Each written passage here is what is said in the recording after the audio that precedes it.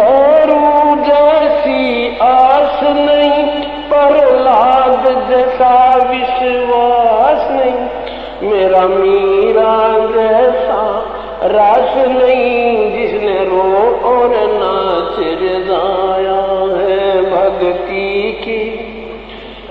दे दी जो उम्मीद कटोरा लाया है सत कबीर दवारे, तेरे पैक दास भिखारी आया है सत कबीर दवारे, पैक दास भिखारी। रंग का बंका जैसा त्याग नहीं, मेरा बाजीद जैसा वैराग नहीं, रंग का बंका जैसा त्याग नहीं, मेरा बाजीद जैसा वैराग नहीं, मेरा कर्मा जैसा भाग नहीं, जिसका आन खींचड़ा खाया है भक्ति की। क्षा दे दी जो उम्मीद कटोरा ला, सत कबीर दवारे तेरे पैक। विदुर विदुरानी जैसा सम्मान नहीं, मैं सम्मन जैसा यजमान नहीं, विदुर विदुरानी जैसा सम्मान नहीं, मैं सम्मन जैसा यजमान नहीं, और सेव जो कुर्बान नहीं, जिसने शीश तो खिलाया है भक्ति की भिक्षा। दे दी जो उम्मीद कटोरा, सत कबीर दवारे तेरे पैक।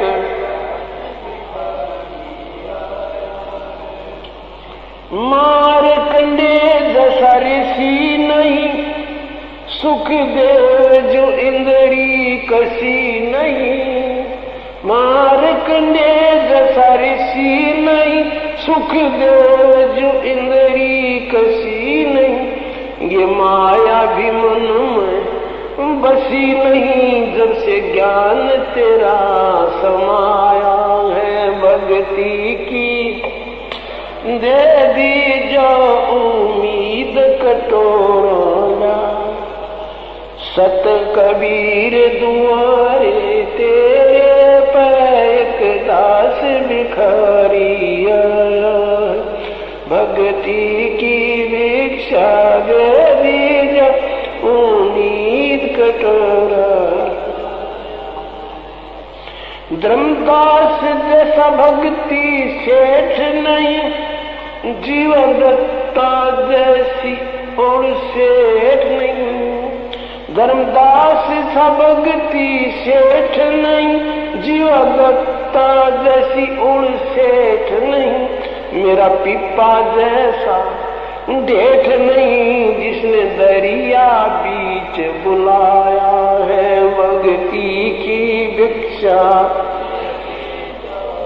मीद कटोरा लाया है सत कबीर दवारे तेरे, एक दास भिखारी आया है। दिया द्रौपदी जैसा लीर नहीं, कोई बना भजन में सिर नहीं, दिया द्रौपदी जैसा लीर नहीं, कोई बना भजन में सिर नहीं, मेरे बिलनी जैसी धीर नहीं, जिसने बन के बीच घुमाया है। सतगुरुदेव की जय। बंदी छोड़ कबीर परमेश्वर जी की जय। बंदी छोड़ गरीबदास जी महाराज जी की जय। स्वामी रामदेवानंद जी गुरु महाराज जी की जय।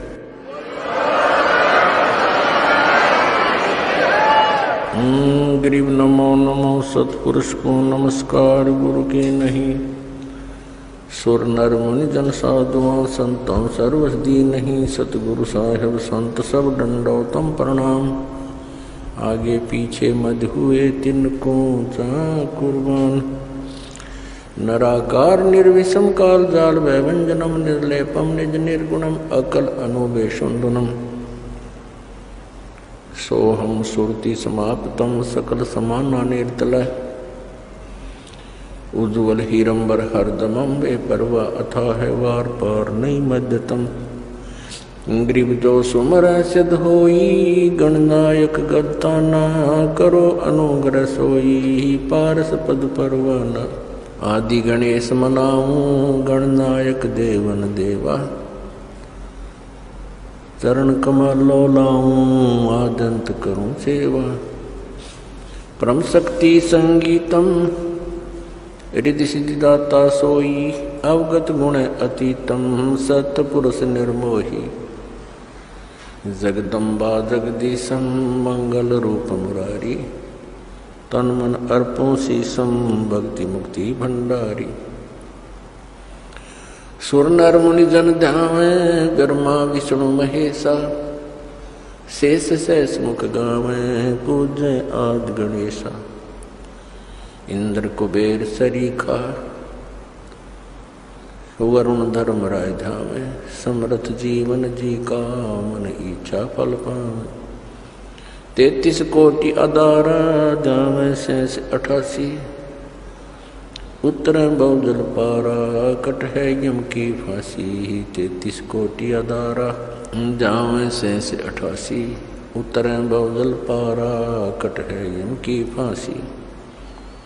सत साहिब कर जोरूं विनती करूं। धरूं चरण पर शीसे। गुरु जी राम देवानंद जी महाराज ने दियो नाम बख्शीश। कोटि कोटि सिजदा करूं कोटि कोटि प्रणाम। चरण कमल में राखियो मैं बंदी जाम गुलाम। कुत्ता हूँ गुरुदेव का रामपाल दास का नाम। गले प्रेम की जेवड़ी जाखें जो वहाँ जाऊं। तो करो तो बावड़ो दूर दूर करो तो जाऊं। जो राखो तो ही रहूं जो देव सुख। परम पिता परमात्मा कबीर परमेश्वर जी की असीम रजा से पुण्यात्माओं आप सत्संग सुनने के लिए यहाँ आ पाए। भक्ति मुक्ति के दाता सतगुरु ये भटकत प्राण फिरंदा। उस साहिब के हुक्म बिना नहीं तरवर पात हिलंदा।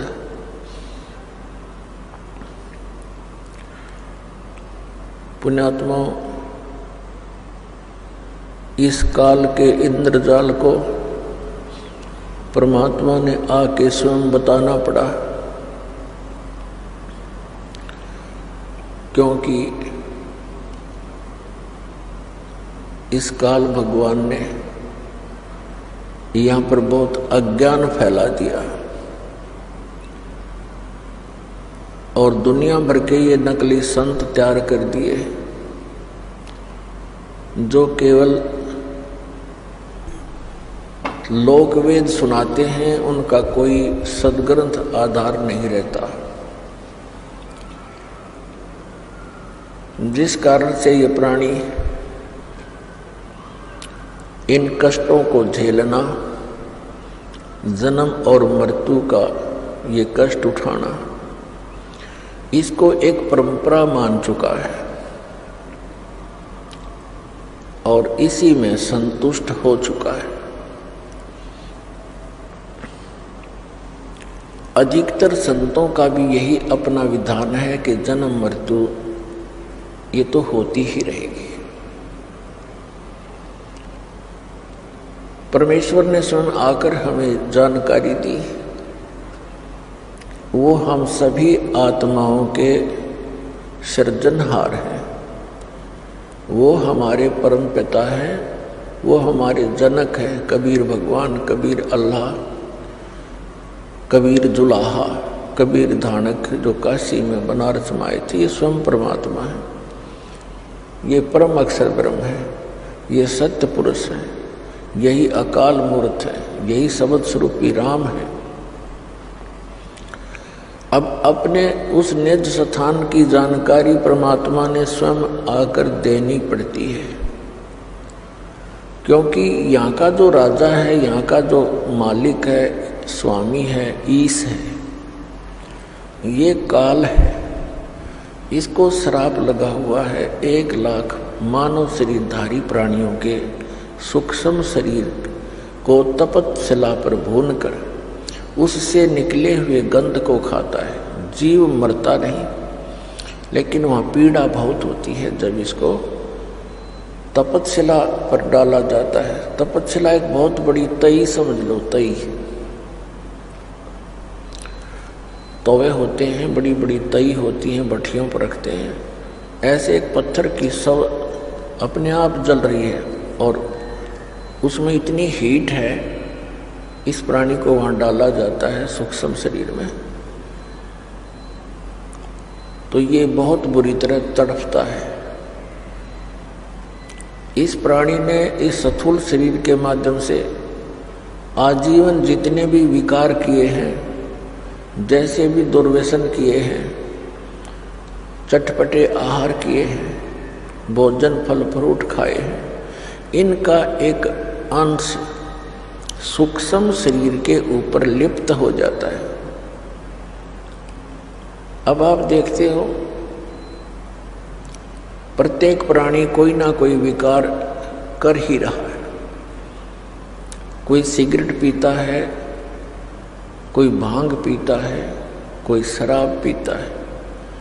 चटपटे आहार करना इस मन का एक स्वभाव है। ये मन उस काल का एजेंट है। काल तो साकार है, तो मन को भी काल ही समझो। और ये वो सब क्रियाएं कराता है जिनकी इसको आवश्यकता है, और साथ में इसका एक और उद्देश्य रहता है कि ये ऐसे कर्म ना कर ले ये प्राणी जिससे इसको पुनः मनुष्य जीवन शीघ्र मिल जावे। काल को भय बना रहता है कि जब इस प्राणी को मनुष्य शरीर होता है तो उस समय ही कोई ऊपर से शक्ति आती है परमात्मा की भेजी हुई, और वो यहाँ सबको ज्ञान देता है। मनुष्य जीवन में होंगे तो ये ज्ञान ग्रहण कर सकेंगे, अन्य पशु पक्षियों की योनियों में होंगे तो ये भटकते रहेंगे। फिर मानव शरीर प्राप्त प्राणियों को ये इतना भ्रमित करवा देता है कि जब वो समय आता है